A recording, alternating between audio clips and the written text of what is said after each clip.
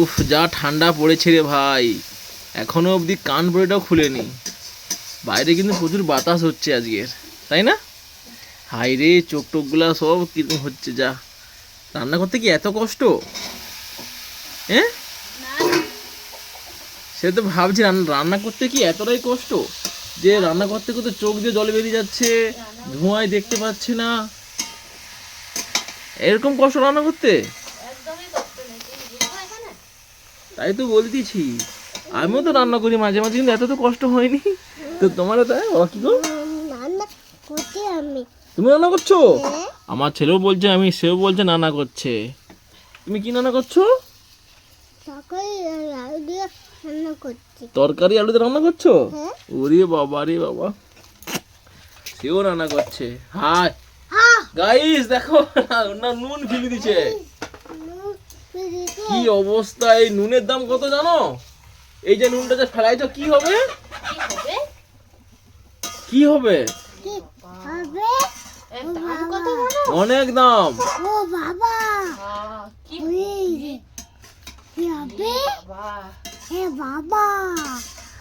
কত দাম জানো নুনের? অনেক দাম।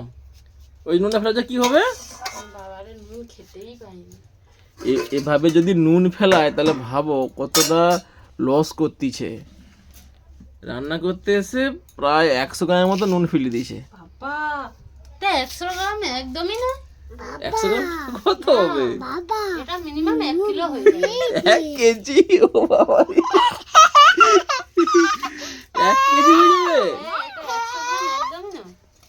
তাই বলে এই যে রান্না করতে করতে নুন ফেলাইছো, এই নুনের দামটা কি হবে?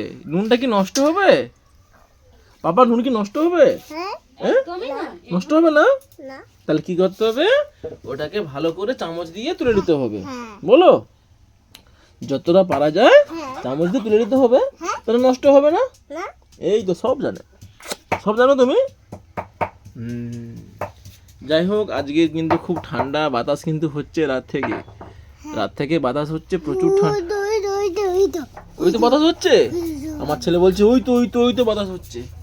এই যে এখান থেকে দেখা যাচ্ছে, বলছে ওই তো বাতাস হচ্ছে।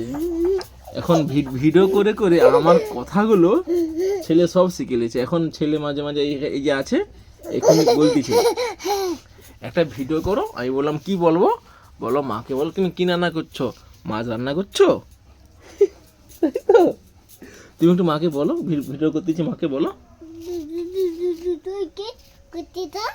আমি কি করতেছি তুমি বলো। রান্না করতেছ? হ্যাঁ গো, রান্না করতেছি।